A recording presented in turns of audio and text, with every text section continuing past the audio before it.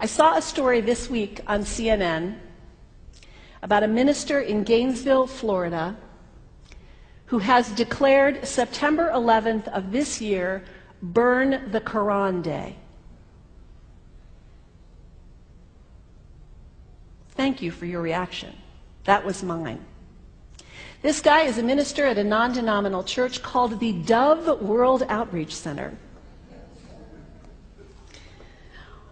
He said all kinds of disparaging, insulting, inaccurate things about Islam that I'm not going to repeat from this pulpit.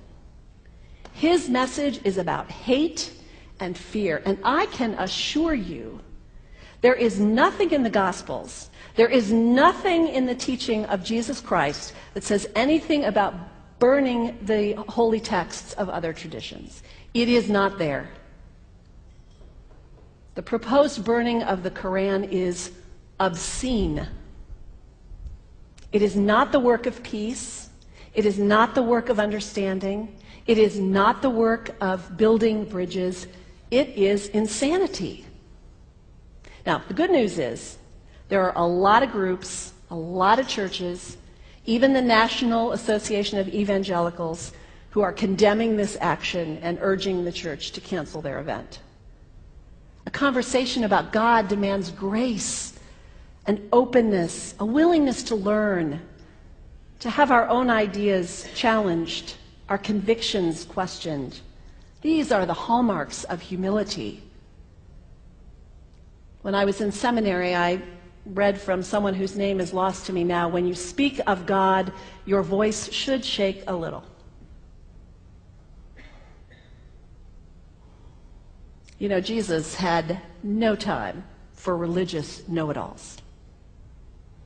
He saved some of his harshest criticism for church leaders, for the Pharisees, the religious leaders who were so certain about who was out and who was in, who was holy and unholy, clean and unclean. Jesus was forever taking all this religious certainty and turning it on its head. And we can only imagine what Jesus would have said about Pastor Terry Jones and his Burn the Quran campaign.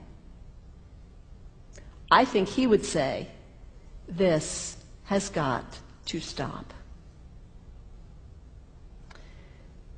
Followers of Islam believe that the Quran is a collection of revelations received by the Prophet Muhammad from God about 1400 years ago. They believe that Muhammad was the last of a series of prophets and teachers and messengers that included Adam, Moses, Jesus, Abraham, all names revered by us as well. The word Islam means peaceful surrender to the will of God. The Quran was written at a time when the Muslim people were being driven from their homes, persecuted, and killed. The Old Testament was written at a time when Jewish people were being driven from their homes, persecuted, and killed. And religious scholars will tell you that most holy scriptures have stories of war and violence in them. Throughout history, most faiths have used these texts to justify violence. And if there's anyone in this room at this moment who's thinking that I've got it wrong, after church today, pull out your Bible and look up Psalm 137. And you'll see that our own text has passages that can make us uncomfortable.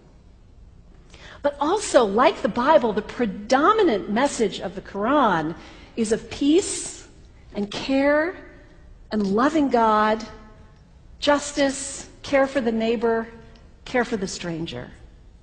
In the Bible, we have thou shalt not kill.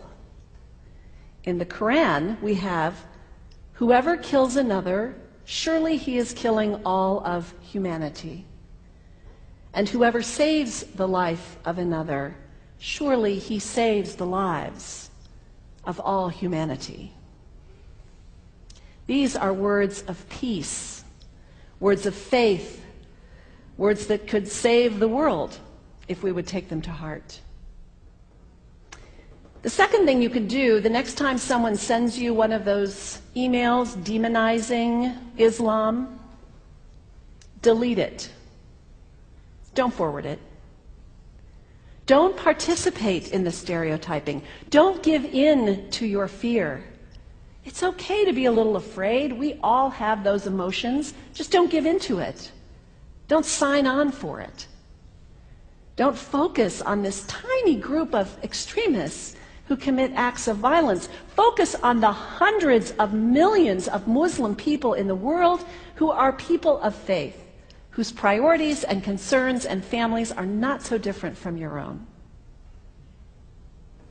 And third, when you think of Muslim people, think of individuals.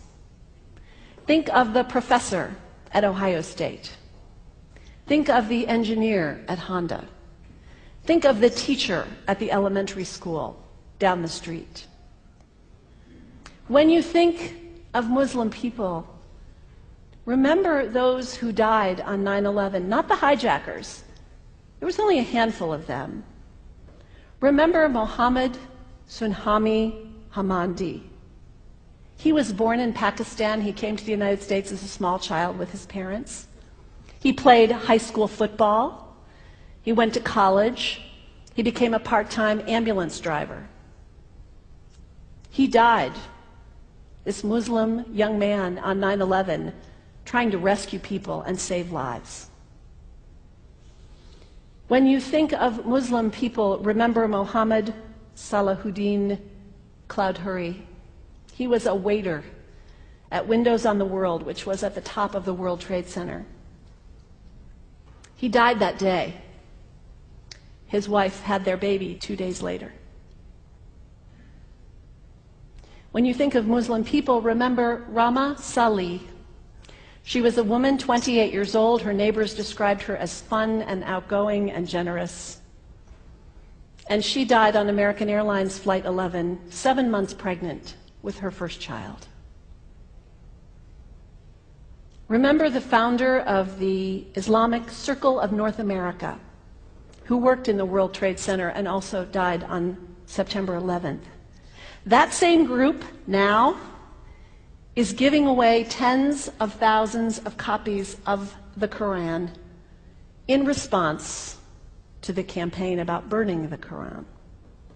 In the language of their own tradition, they are spreading words of faith and peace and hope.